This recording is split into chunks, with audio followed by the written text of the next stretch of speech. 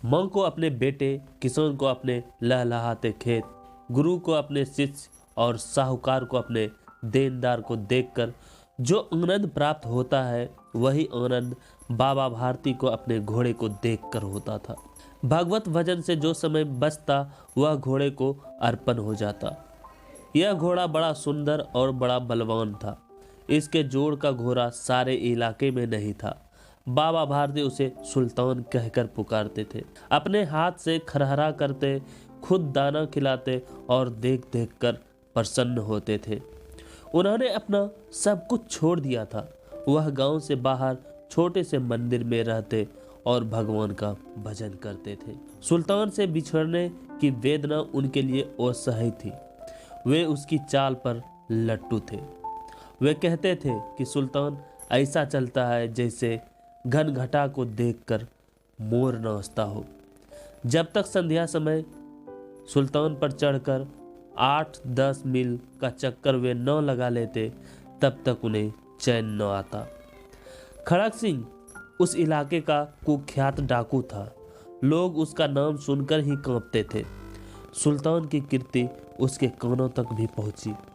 उसका हृदय उसे देखने के लिए अधीर हो उठा। एक दिन दोपहर के समय वह बाबा भारती के पास पहुंचा और नमस्कार करके बैठ गया। बाबा भारती ने पूछा, खड़क सिंह क्या हाल है? आपकी दया है।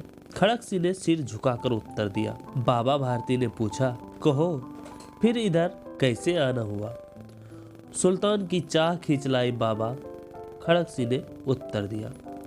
फिर बाबा भारती बोले, बड़ा विचित्र जानवर है, देखोगे तो प्रसन्न हो जाओगे। मैंने भी बड़ी प्रशंसा सुनी है, खड़क सिंह बोला। बाबा भारती बोले, उसकी चाल तुम्हारा मन मोह लेगी। कहते हैं देखने में बड़ा सुंदर है, खड़क सिंह ने बोला। बाबा भारती बोले, जो एक बार देख लेता है उसके हृदय पर उसकी छवि अंकित हो जाती है। बहुत दिनों से अभिलाषा थी, आज उपस्थित हो गया हूँ, खड़क सिंह बोला। बाबा और डाकू खड़क सिंह अस्तबल में गए।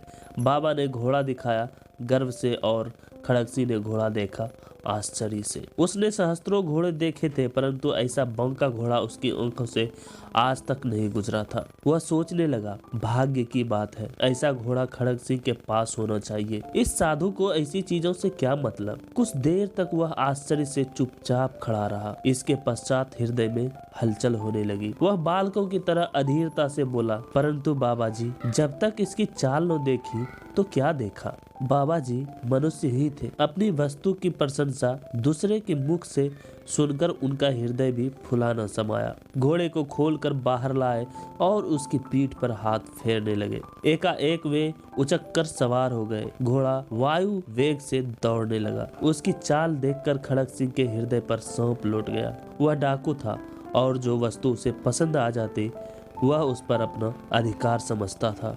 उसके पास बाहुबल था, रुपया था और आदमी भी थे। जाते जाते वह बाबा से बोला, बाबा जी, मैं यह घोड़ा आपके पास नहीं रहने दूंगा। बाबा भारती घबरा गए। अब उन्हें रात में नींद नहीं आती थी। सारी रात वह अस्तबल की रखवाली करते। प्रति क्षण उन्हें खड़क सिंह का भय लगा रहा था। कई महीने बीत गए किंतु वह नहीं आया। यहाँ तक कि बाबा भारती कुछ लापरवाह हो गए और इस भय को स्वप्न के भय के समान मिथ्या समझने लगे। संध्या का समय था। बाबा भारती सुल्तान की पीठ पर सवार होकर घूमने जा रहे थे। इस समय उसकी आंखों में चमक थी, मुख पर प्रसन्नता थी। वे कभी घोड़े के शरीर को देखते तो कभी उसके रंग को, और मन ही मन फूले नहीं समाते थे।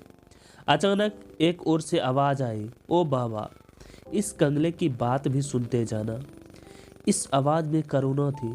बाबा ने घोड़े को थाम लिया और देखा कि एक अपाहिज वृक्ष की छाया में करा रहा है। वे बोले, तुम्हें क्या कष्ट है?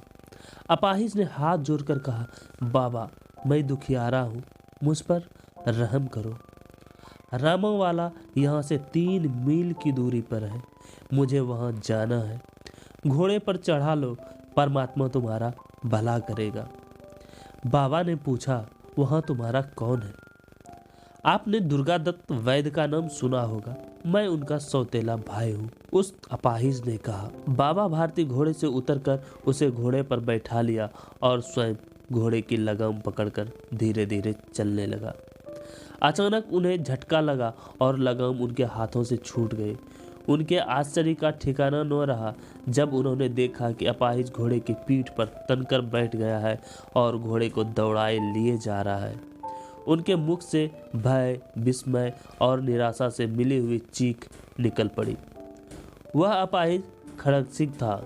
बाबा भारती कुछ देर चुप रहे और उसके पश्चात निश्चय करके पूरे बल से चिल्लाकर कहा, जरा ठहर जाओ बाबा जी, अब यह घोड़ा न दूंगा। बाबा बोले, परंतु तुम मेरी एक बात सुनते जाओ खड़ग सिंह, मैं एक प्रार्थना करता हूँ और स्वीकार न करना, नहीं तो मेरा दिल टूट जाएगा। बाबा जी आज्ञा कीजिए, मैं आपका दास हूँ, केवल यह घोड़ा ना दूंगा। अब तुम घोड़े का नाम मत लो, मैं तुमको इसके विषय में कुछ नहीं कहूँगा। मेरी प्रार्थना केवल यही है कि इस घटना को किसी के सामने प्रकट न करना। खड़ग सिंह का मुंह आश्चर्य से खुला का खुला रह गया।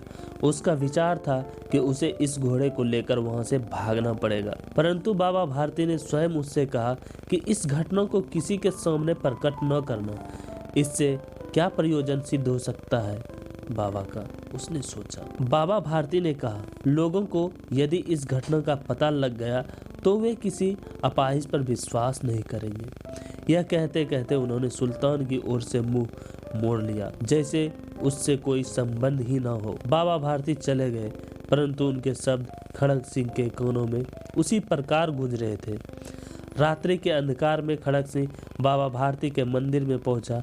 चारों ओर सन्नाटा छाया हुआ था। आकाश में तारे टिमटिमा रहे थे। थोड़ी दूर पर गांव में कुत्ते भौंक रहे थे। मंदिर के अंदर कोई शब्द सुनाई नहीं देता था। खड़ग सिंह सुल्तान की लगाम पकड़े हुए था। वह धीरे धीरे अस्तबल के फाटक पर पहुंचा। फाटक खुला हुआ था। किसी समय वहां बाबा भारती स्वयं लाठी लेकर पहरा देते थे, परंतु आज उन्हें किसी चोरी अथवा डाके का भय नहीं था। खड़ग सिंह ने आगे बढ़कर सुल्तान को उसके स्थान पर बांध दिया और बाहर निकलकर फाटक बंद कर दिया। इस समय उसकी आंखों में पश्चाताप के आंसू थे। रात्रि का तीसरा पहर बीत चुका था। चौथा पहर आरंभ होते ही बाबा भारती ने अपनी कुटिया से बाहर निकल ठंडे जल में स्नान किया। उसके पश्चात इस प्रकार जैसे कोई स्वप्न में चल रहा हो। उनके पांव अस्तबल की ओर बढ़े, परंतु फाटक पर पहुंचकर उनको अपनी भूल प्रतीत हुई। साथ ही घोर निराशा ने पांवों को मन भर का बना दिया था। वे वहीं रुक गए। घोड़े ने अपने स्वामी के पांवों की चाप को पहचान लिया और जोर जोर से हिनहिनाया। अब बाबा भारती आश्चर्य और प्रसन्नता से दौड़ते हुए अंदर घुसे और अपने प्यारे घोड़े के गले से लिपटकर इस प्रकार रोने लगे मानो कोई पिता बहुत दिनों के बिछड़े हुए पुत्र से मिल रहा हो। बार बार उसकी पीठ पर हाथ फेरते, बार बार उसके मुंह पर थपकियां देते। फिर वे संतोष से बोले, अब कोई गरीबों की सहायता से मुंह नहीं मोड़ेगा।